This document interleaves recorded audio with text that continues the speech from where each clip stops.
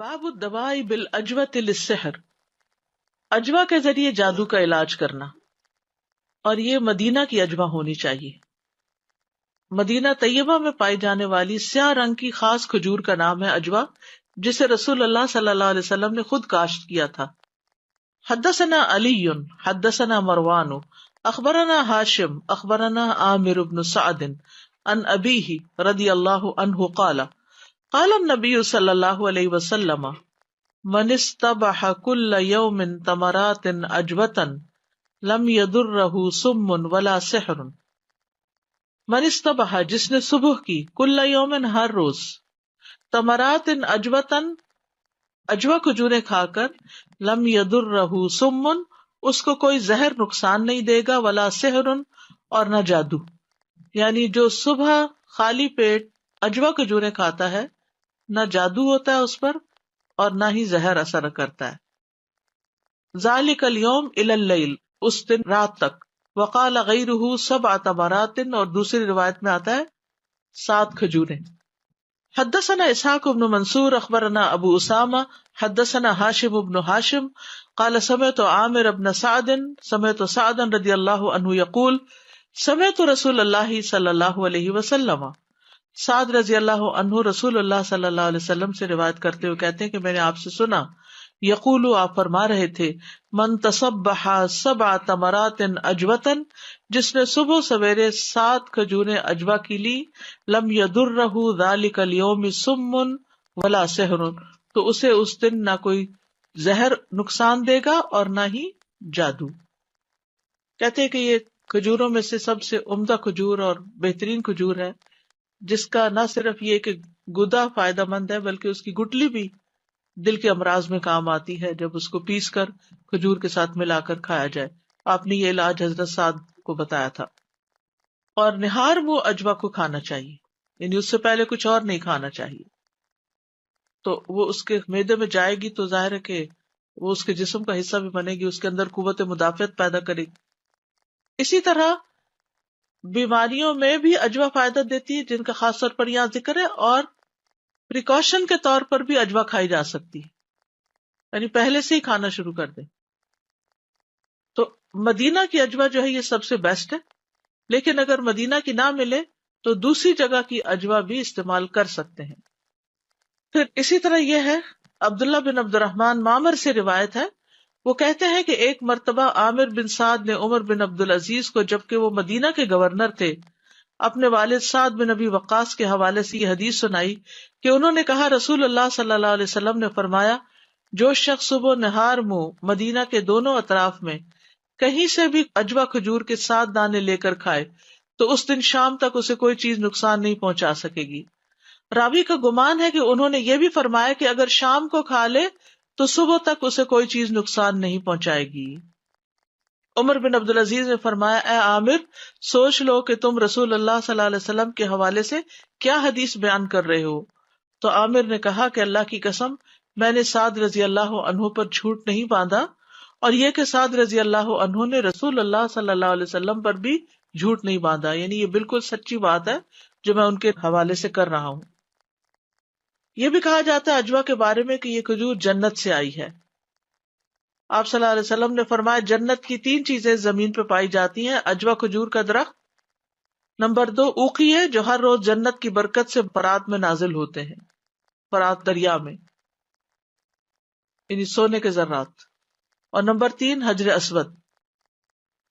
پھر اسی طرح 7 کا عدد جو ہے یہ بھی بڑا اہم عدد ہے۔ آپ نے بیماری میں کہا تھا کہ مجھ پہ 7 مشقیں پانی کی ڈالو، 7 دفعہ دعا پڑھنے کو کہا جاتا ہے۔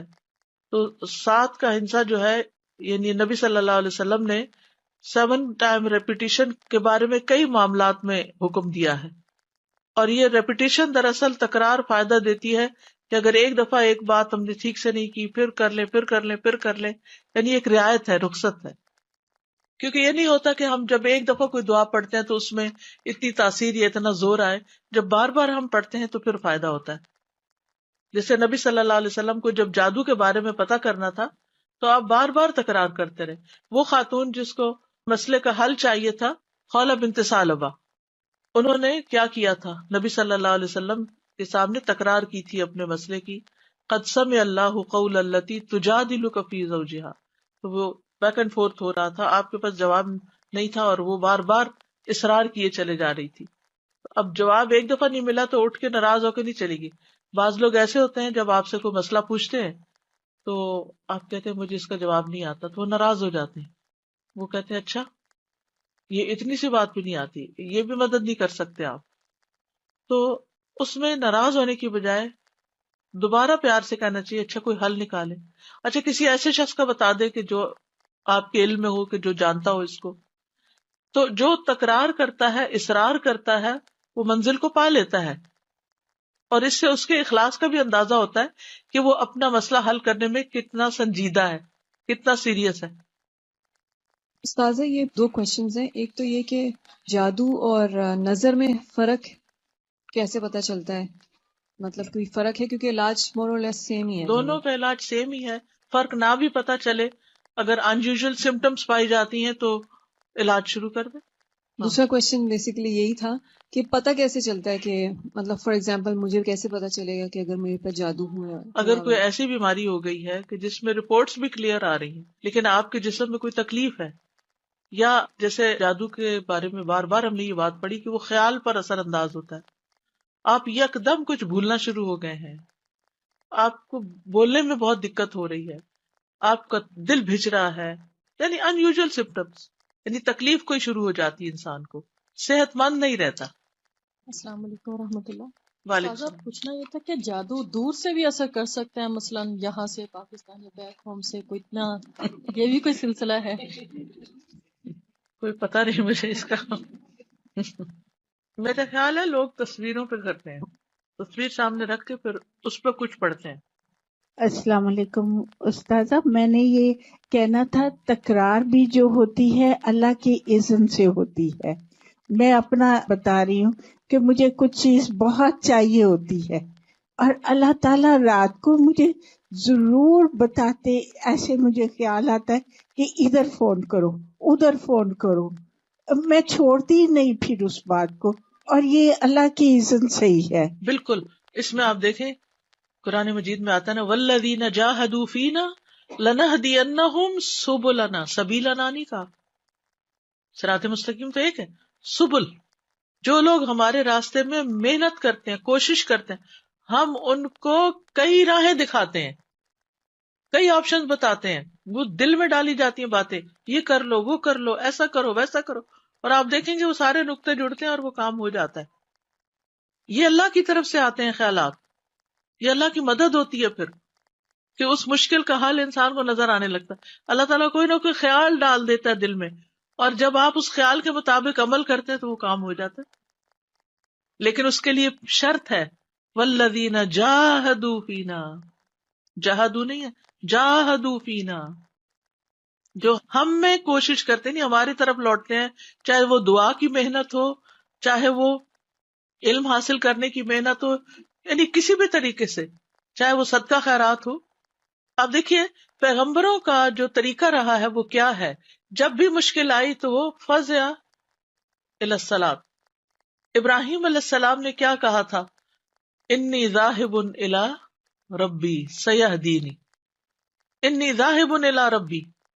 ہم آخری چیز ہوتی ہے جب کہتے ہیں ذاہب الی ربی، اپنا تکیہ کلام بنا لے، انی ذاہب الی ربی سیہدینی، نہیں رستہ مل رہا، انی ذاہب الی ربی سیہدینی. موسیٰ علیہ السلام نے کیا کہا تھا، کلا ان معی ربی سیہدینی، ہرگز نہیں، میرا رب میرے ساتھ ہے، وہ مجھے ہدایت دے گا، مجھے رہنمائی کرے گا، مجھے بتائے گا کہ مجھے کیا کرنا ہے. ہماری مشکل یہ ہے کہ ہم نے غیر اللہ پر اتنی ڈپینڈنسی رکھی ہوئی ہے کہ جب کوئی مسئلہ پیش آتا ہے سب سے پہلے سوچتے ہیں کس بڑے کو فون کریں، کس کو کہیں، کس کے پاس جائیں، کون مدد کرے گا.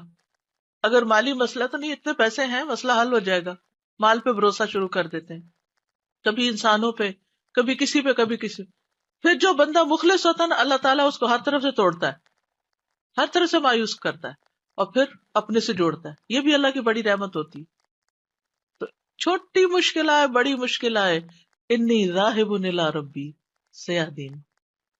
اگر ابراہیم علیہ السلام کی پوری زندگی آپ پڑھیں ہر معاملے میں اللہ کی طرف رجوع کرنے والے. اور جیسے ابھی اواب کا لفظ آیا ہے، اللہ کی طرف خوب پلٹنے والے.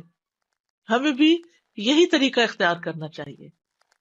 اللہ تو ہے نا، رزق کا معاملہ تو اللہ تو رزاق ہے، اولاد کا معاملہ ہے تو اللہ کو پکارے، یا اللہ تو قوی ہے، تو ان کو سیدھے راستے پہ چلا، یا قوی یا عزیز تو غالب ہے، تو حکمت والا ہے، مجھے حکمت عطا کر.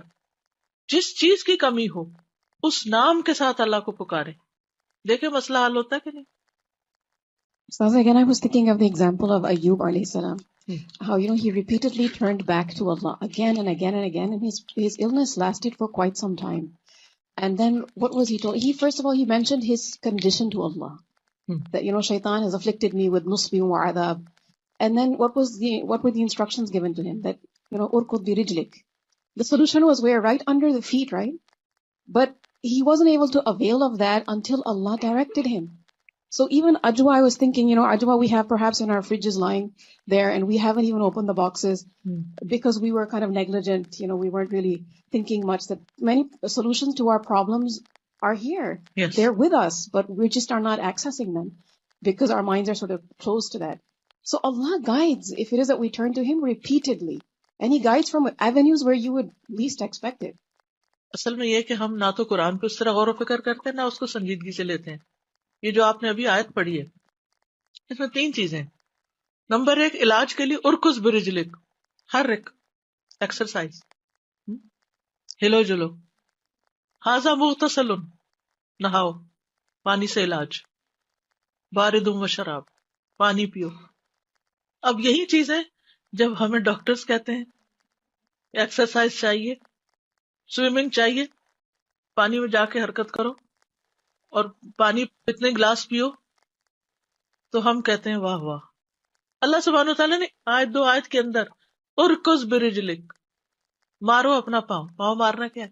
حرکت کرو. حضرت اسماعیل علیہ السلام نے پاؤں مارا تھا تو چشمہ نکل آیا تھا. ہاذا مغتسل، جو پانی نکلے اس سے اب نہاؤ. ایکسرسائز کے بعد کیا کرنا چاہیے؟ سویٹنگ ہو جاتی تو نہانا چاہیے، سارے مسام کھل جاتے. نہانا بذات خود ایک علاج ہے. نبی صلی اللہ علیہ وسلم نے بخار میں کیا کیا تھا؟